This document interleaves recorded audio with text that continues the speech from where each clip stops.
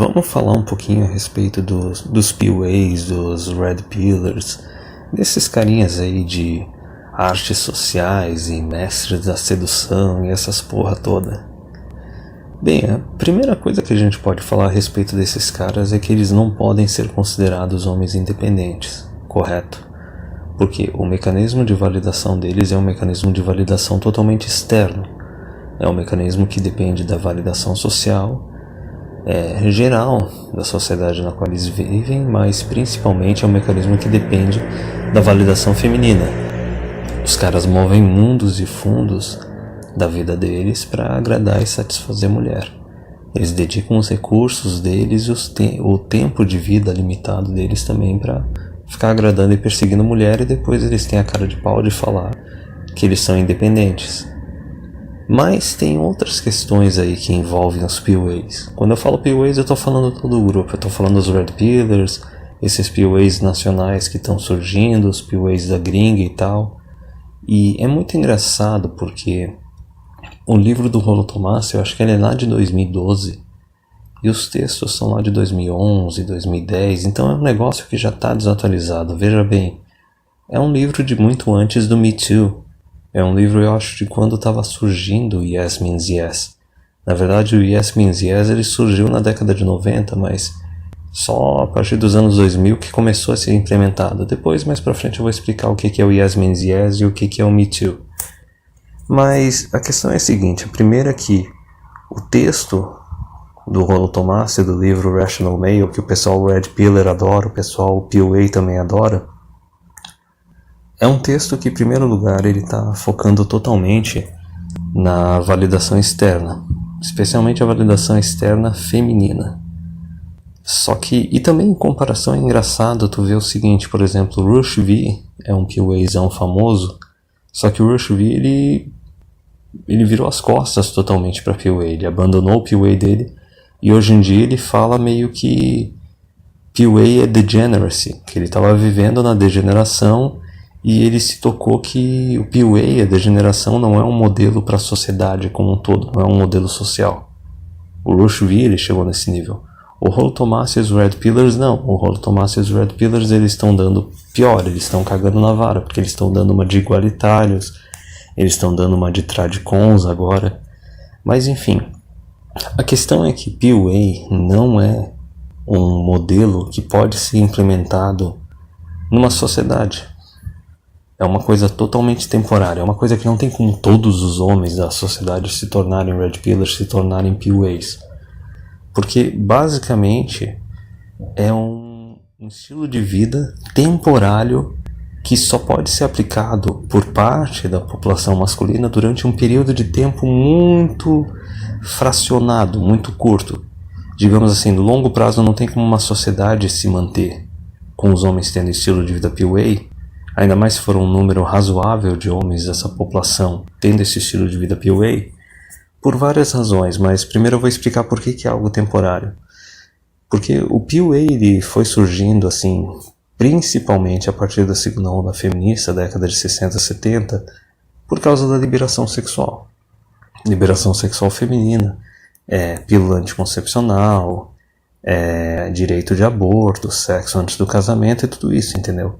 Então os PUAs foram simplesmente os caras que aproveitaram, descobriram a forma de poder aproveitar essa brecha temporal, aproveitar esse momento e ser o máximo de hedonista possível.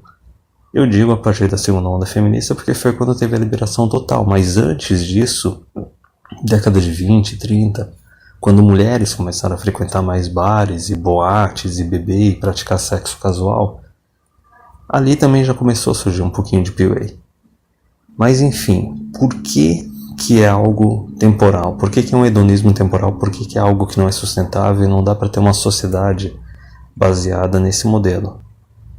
Da mesma forma que, por exemplo, o MGTOW também. O MGTOW é simplesmente uma ferramenta de sobrevivência quando uma sociedade está extremamente misândrica, extremamente tóxica. O cara vira MGTOW e vai viver a vida dele do jeito dele para não ter ninguém abusando, ninguém tirando proveito dele.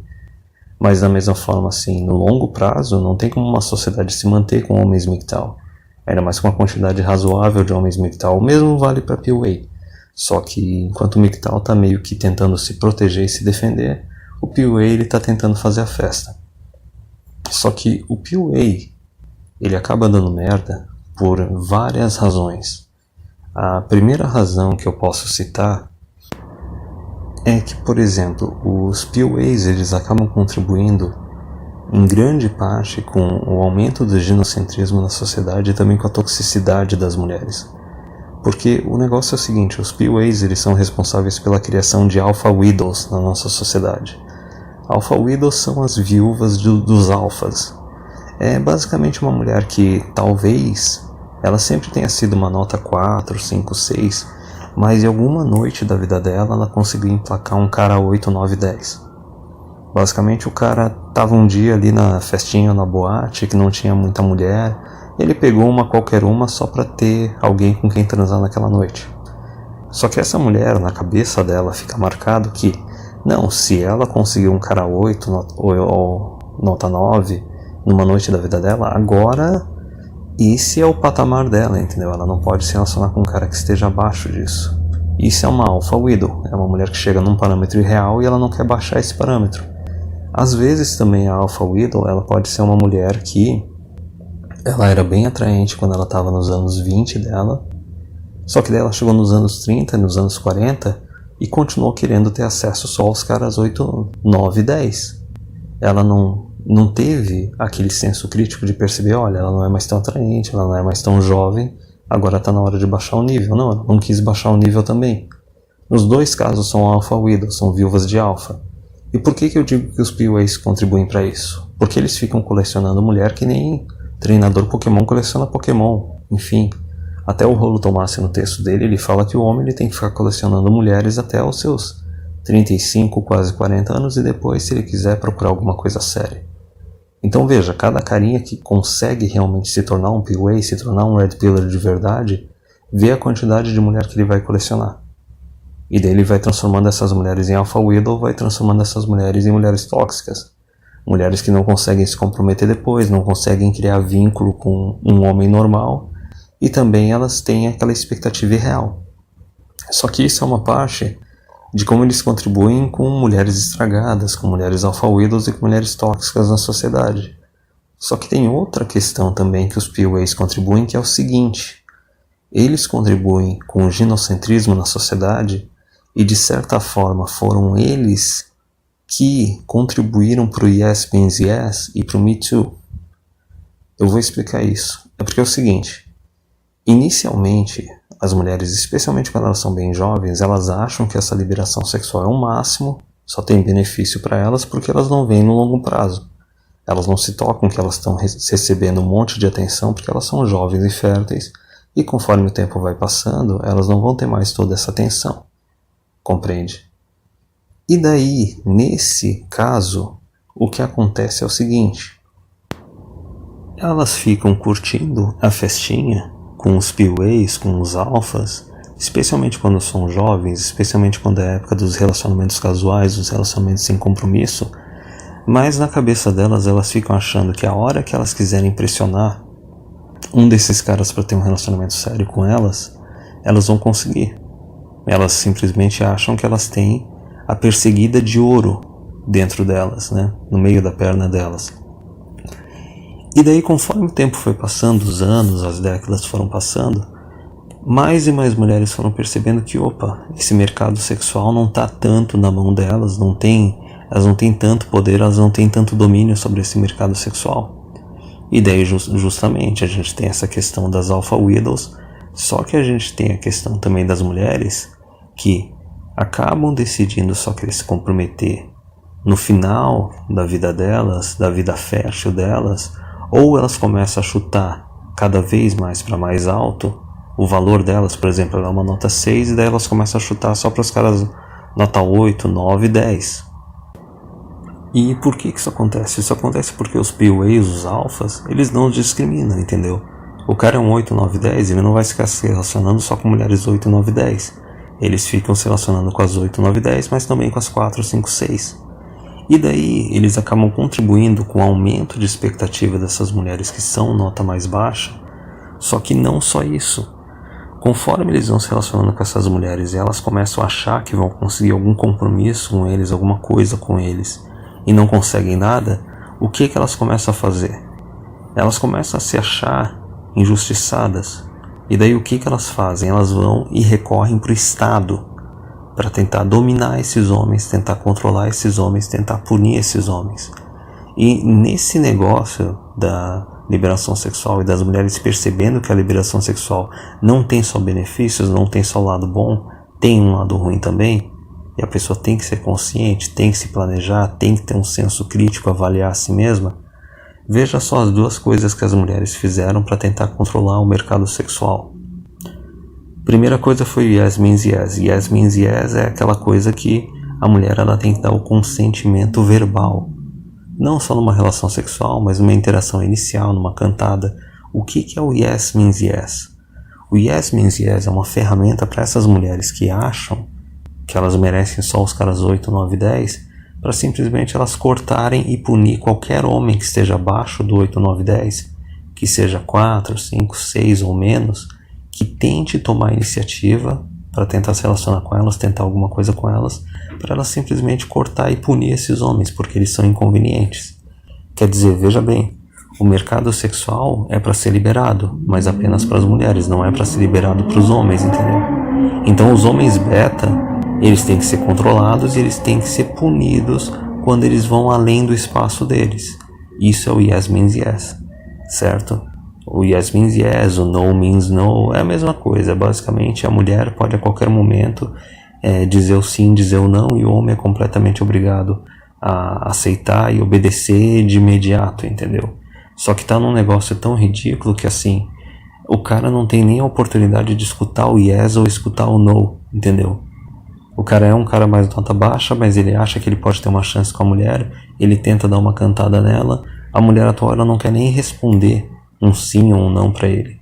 Ela já quer automaticamente já acusando o cara de assédio. E a outra coisa que surgiu também foi o Me Too, compreende? Porque o Me Too, na verdade, ele é uma ferramenta para tentar punir o cara alfa que ela está se relacionando, o cara PUA, o cara Red Pill com quem ela está se relacionando, caso ele não esteja disposto a dar para ela o que ela quer. Compreende? Então vamos rebobinar um pouquinho. O yes means yes é aquele consentimento, a mulher tem que dar o consentimento verbal o tempo todo. Isso é principalmente para controlar os beta, mas também para controlar os alfas. O no means no, ele é exclusivamente só para controlar os betas, compreende? É aquela ideia da mulher poder dar e tirar o consentimento a qualquer momento. Mas o Me Too, ele é simplesmente aquela punição da mulher que está lá tentando se relacionar com um cara que está bem acima dela, achando que o cara vai pedir ela em namoro, vai querer noivar com ela, casar com ela, assumir algum compromisso com ela. Só que não, o cara tá só curtindo a festinha, né, a liberação sexual aí pós-segunda onda feminista. E daí, caso o cara acabe não pedindo ela em namoro, não querendo noivar com ela, não querendo casar com ela, o que a mulher faz? A mulher faz lá e taca um Me Too, entendeu? Ela chega e taca uma falsa acusação de estupro. Ela chega e taca uma falsa acusação de assédio. É uma ferramenta basicamente exclusiva para tentar controlar o alfa.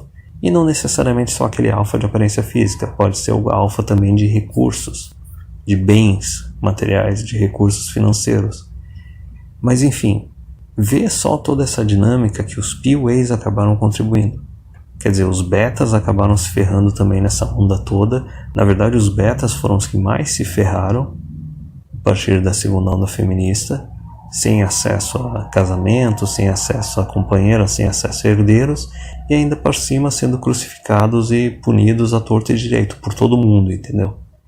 Só que daí, se tu for ver, os PUAs, com esse comportamento deles de ficar criando um monte de alpha widow, de ficar aumentando as expectativas das mulheres, entendeu? E de ficar se relacionando assim casualmente, e totalmente direito deles não querer se comprometer. Tu não pode querer obrigar a pessoa a se comprometer. Mas vamos lembrar que mulher é adolescente, né? Então o que eles fizeram? Eles aumentaram a quantidade de alpha widows na sociedade, aumentaram a expectativa das mulheres e ainda fizeram com que as mulheres quisessem começar a crucificar e punir qualquer homem que seja inconveniente para elas ou que não esteja disposto a satisfazer as expectativas delas. Porque veja bem qual é a dinâmica. Toda vez que as mulheres querem alguma coisa, elas não tentam negociar com os homens de igual para igual, elas não tentam oferecer algo em troca do que elas querem. Elas vão diretamente para o governo e exigem que o governo tente dominar, tente punir os homens que decepcionem elas, entendeu? E daí vão fazendo alterações nas leis e vão tornando o relacionamento entre homens e mulheres cada vez mais perigoso, cada vez mais arriscado e cada vez mais tóxico. Então, a era do PUA basicamente acabou no finalzinho da década de 90, começo dos anos 2000. Quando o Rollo Tomassi escreveu o livro dele, a era dos PUA já estava meio que acabando. Porque lá já existiu o No Means No, já existiu o Yes Means Yes, e faltava menos de 10 anos para surgir o Me Too. E em vários lugares do hemisfério norte já existia aquela legislação que dizia que, por exemplo, se um homem e uma mulher eles se relacionam sexualmente e a mulher ela está drogada ou está alcoolizada, não importa se o homem está drogado e alcoolizado também, é estupro, compreende? Isso estava no papel, estava na lei. Mas como estava numa época que o mercado sexual não estava tão superaquecido, esse negócio de PUA e Red Pill não tinha se espalhado tanto, o que acontecia? Estava na lei, só que na maioria das vezes as mulheres elas não usavam esse poder da lei para ferrar com os caras. Tinha muito cara que era de alto desempenho, só que era Purple Pill, não era Red Pill, não era PUA. Era aquele cara que estava caçando a exceçãozinha, estava caçando o unicórnio.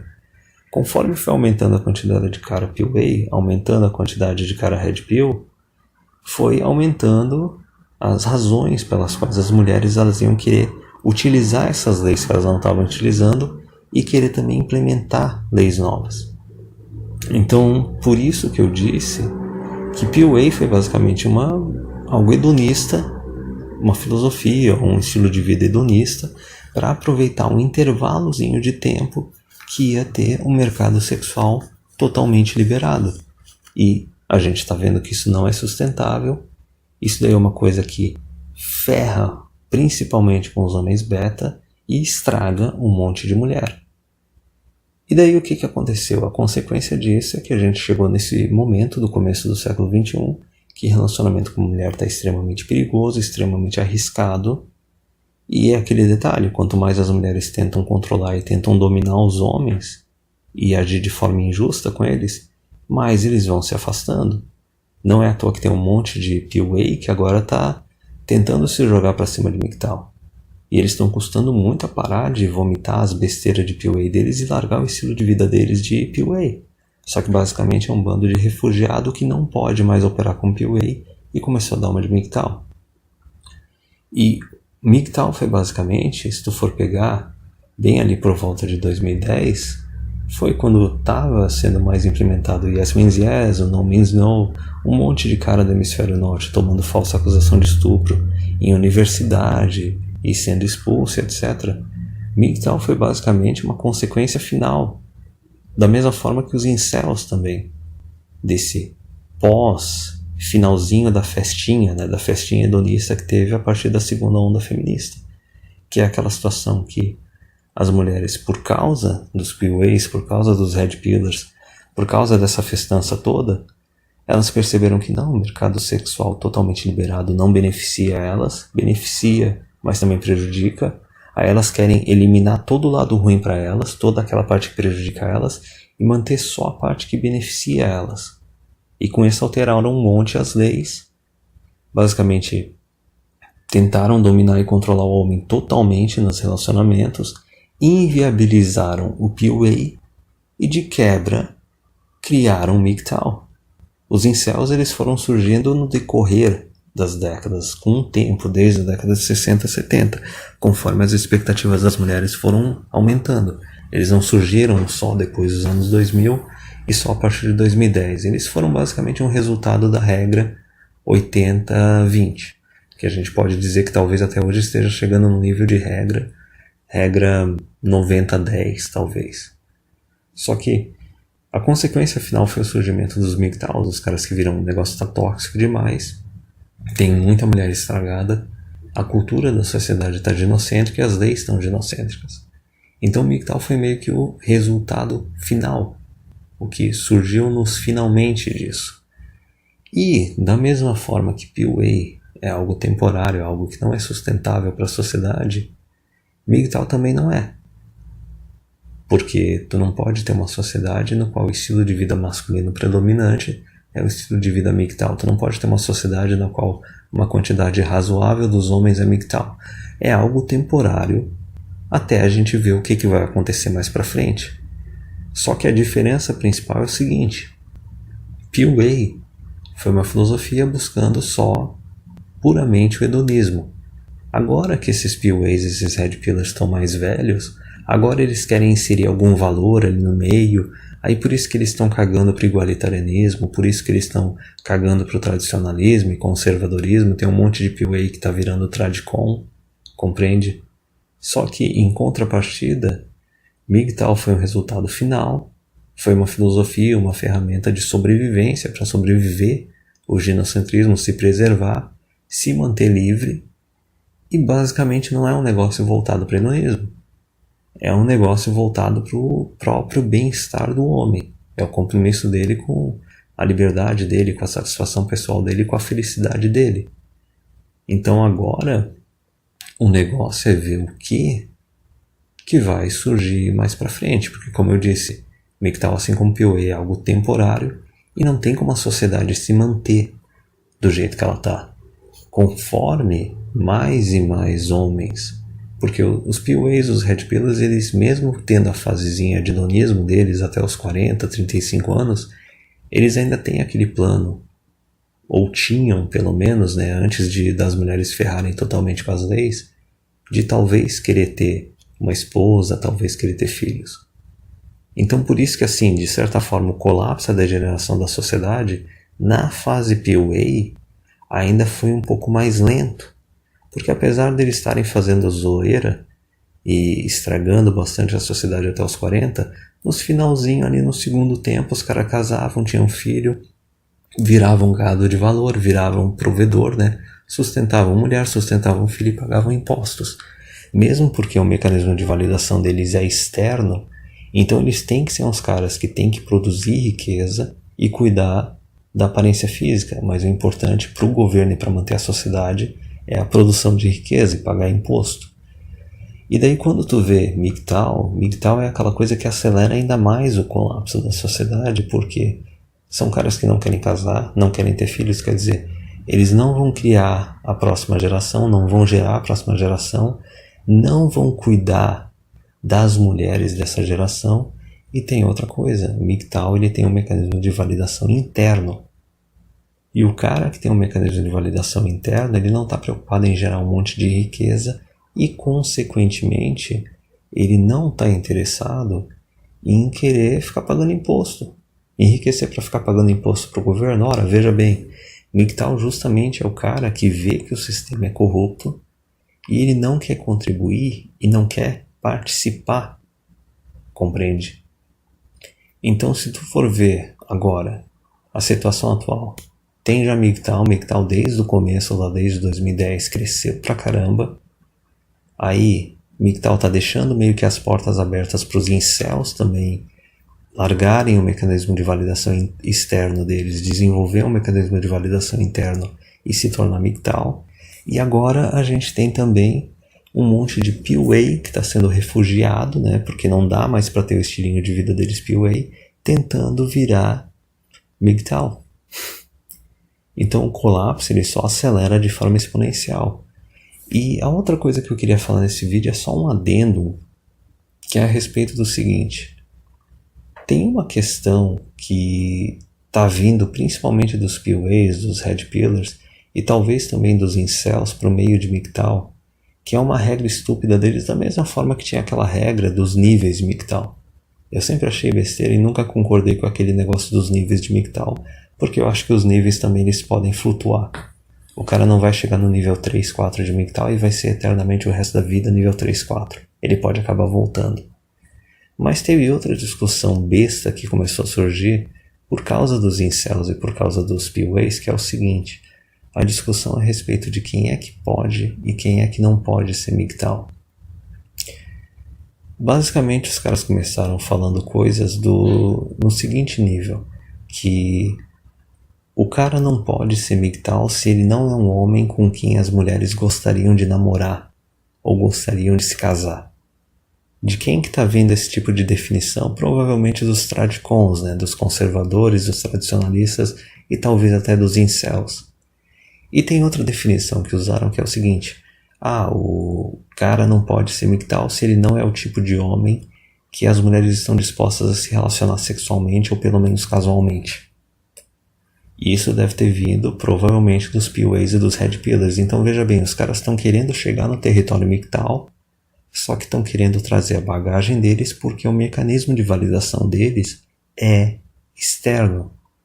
Eu vou explicar isso. E depois eu vou explicar o que é MGTOW de verdade. Que é o seguinte, essa ideia de que para o cara poder ser MGTOW, ele tem que ser um cara atraente o suficiente para que mulheres namorem com ele ou se casem com ele, só que ele vai chegar e vai falar: não quero, obrigado, agora ele pode ser MGTOW. Ou tem que ser aquele cara que é atraente fisicamente, ou atraente até para ter relacionamento casual, né, o cafajeste e tal. E daí as mulheres chegam para eles e dão em cima desse cara e o cara fala: não quero, então agora ele é MGTOW. Isso daí é totalmente ginocêntrico, porque isso está focado no mecanismo de validação externa. Porque, veja bem, se tu tá dizendo que o cara para ser MGTOW, ele tem que antes se tornar o tipo de homem com quem as mulheres gostariam de namorar ou se casar, tu tá dizendo que esse cara tem que buscar a validação externa das mulheres e da sociedade. Ele tem que se tornar um gado de valor, tem que estudar, trabalhar, produzir, e daí quando ele se torna financeiramente atraente para a sociedade e para as mulheres, para a sociedade e para o governo, né? Aí ele pode chegar e dizer não, e daí ele pode se tornar MGTOW. Resumindo, o cara tem que pedir permissão para a sociedade e para as mulheres para poder ser MGTOW. Porque se ele não faz isso, então ele é um incel, então ele é um perdedor. Porque ele não quis se tornar um gado de valor antes. E da mesma forma, Paty, que o homem ele tem que ser fisicamente atraente para a mulher, e porque só daí ele pode se tornar MGTOW. Então o cara tem que fazer academia, tem que se cuidar, tem que virar um metrosexualzinho. E não é nem tanto focando na validação externa da sociedade, é mais focando só na validação externa das mulheres, para daí ele poder se tornar MGTOW. Compreende?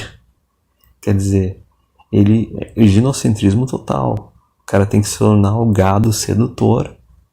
E daí as mulheres sentem atração por ele, só que ele fala: não quero, obrigado, ok, agora ele vai ser MGTOW.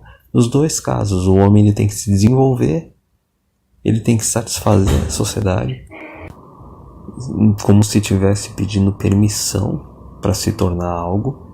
E daí só depois que ele pede permissão, aí ele pode chegar e falar: não, agora eu sou MGTOW. Alguém não percebeu qual é o grupo que está isolado nisso daí? Os incels? Quer dizer, da mesma forma que as mulheres nessa festança da liberação sexual elas ferraram com os betas, agora vem esses grupos aí também querer ferrar com os betas, entendeu? Agora imagina o seguinte, imagina que pode ter um cara que é inteligente pra caramba, só que ele é feio, sei lá. Aí ele nunca vai poder se tornar MGTOW, porque ele nunca vai poder se tornar um cara que as mulheres gostariam de namorar, casar ou se relacionar. Imagina um cara que é um veterano de guerra, ou um cara que sofreu um acidente de trabalho e ficou deficiente. Ele não vai poder ser MGTOW, porque ele não é um gado de valor, ele não é um gado sedutor, ele não é atraente.